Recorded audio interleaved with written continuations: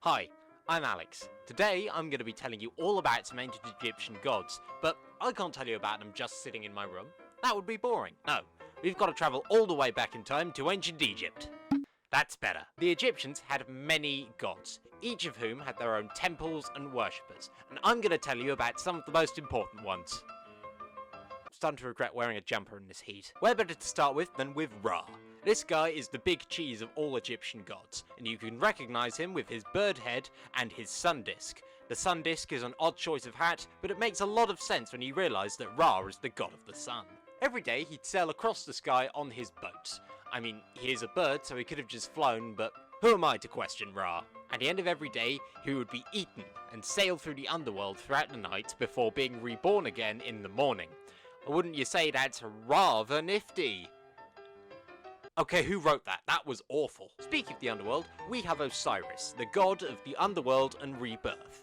It is his job to judge the dead as they come into the afterlife.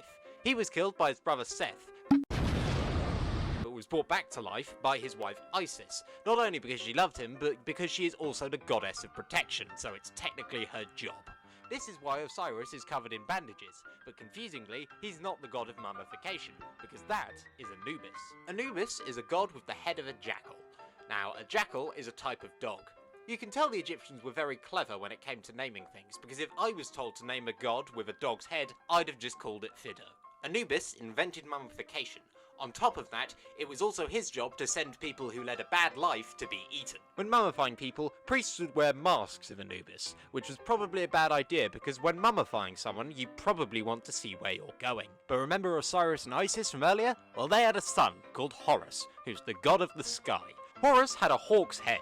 Now, this was probably a surprise to both his parents, because both his parents had regular heads. This fella did it all. He got revenge on Seth for killing his father Osiris, and then he became the king of Egypt, which is probably an obvious choice because his mother's hat was a throne. Every pharaoh of Egypt from then on was considered a living version of Horus, although only in spirit, because none of the pharaohs had actual hawk heads. At least as far as we know. Next up is Sekhmet, the goddess of fire and war. Because that title is the coolest thing I've ever heard, every time I say her name, a guitar solo will play.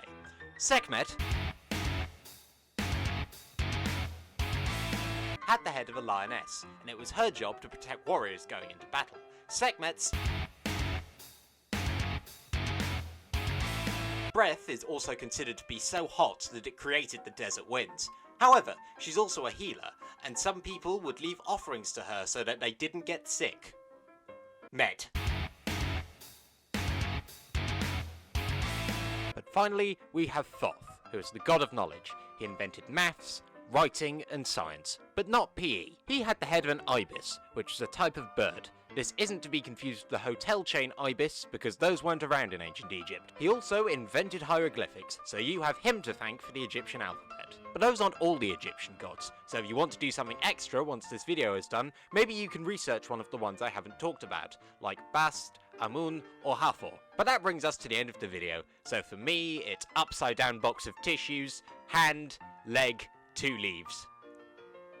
I don't know hieroglyphics. Can you translate for me? Thank you. Goodbye.